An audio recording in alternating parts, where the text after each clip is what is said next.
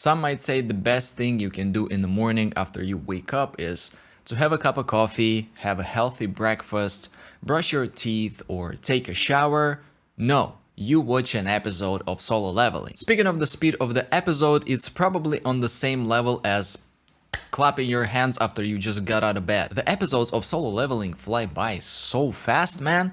You can't even comprehend that you've just watched one. And the funny part about it is that any Solo Leveling episode has the same length as any other anime series. But for some reason, every episode of this show touches you somewhere nice that you cannot even feel the time flying. And only a few things about touching nice moment come to mind. So, the recent episode number 11 went pretty good. I'd say I like it much more than the previous even. And one interesting part about the episode is that Jinwoo wasn't in it almost at all. He just appeared at the end. He as always did some flex. He exchanged the places with a shadow. And not gonna lie, it looked badass anyway, but still.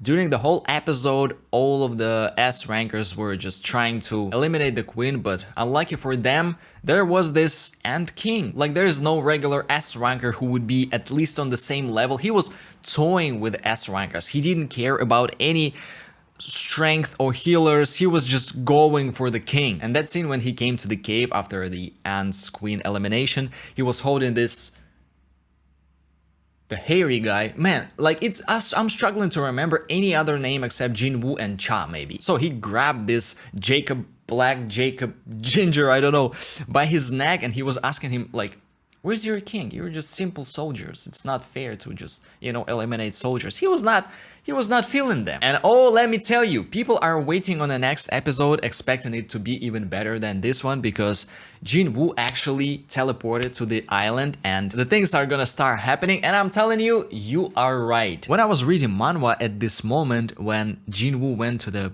island, oh man, it was just like the whole focus was on the manhwa, man. I didn't want to do anything else and I couldn't stop reading it. Another moment that I really liked about the episode 11 is that the way they animated Cha's fights, like how she was actually dancing, like before they were talking about her style as dancing while she was fighting enemies. And in this episode, they tried to portray that with music and sword slashing sounds. It was awesome, man. Like when she was slicing that queen, it went bananas. It's really moments like this that make you want to watch anime instead of just reading manhwa. When the animation is so good and so powerful, you want to rewatch it again and again. But during this episode, there was also this one funny, hilarious, and interesting moment when this black ant attacked Goro and he was standing there and he said, "This power, man, I felt it somewhere." And this is the moment when he felt the power of this ant on the same level as Jinwoo's according to manhwa, but the animators didn't portray this moment during their fight with Jinwoo.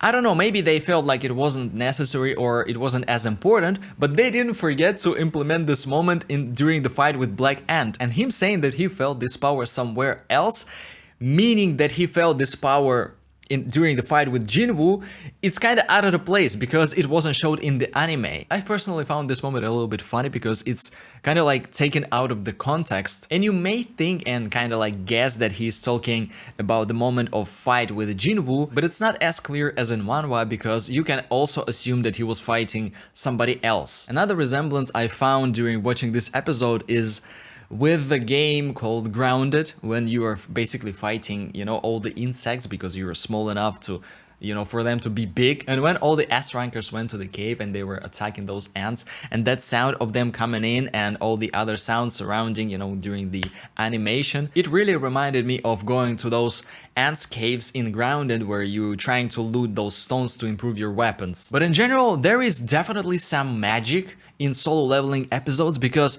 you literally start watching it and you don't notice 20 minutes pass by because it's so interesting. I don't know, it just feels this way, like not any scene feels like dragging. It's like they found this perfect rhythm of scrolling through TikTok, and you just can't stop doing that. And then eventually they hit you with a cliffhanger and you're left there like, man, one more week. And I'm not sure, maybe it's actually written somewhere, but I believe the next episode is going to be the last of the season. According to plot, it feels a little bit logical, like this Jeju Island and Jinwoo coming to the island.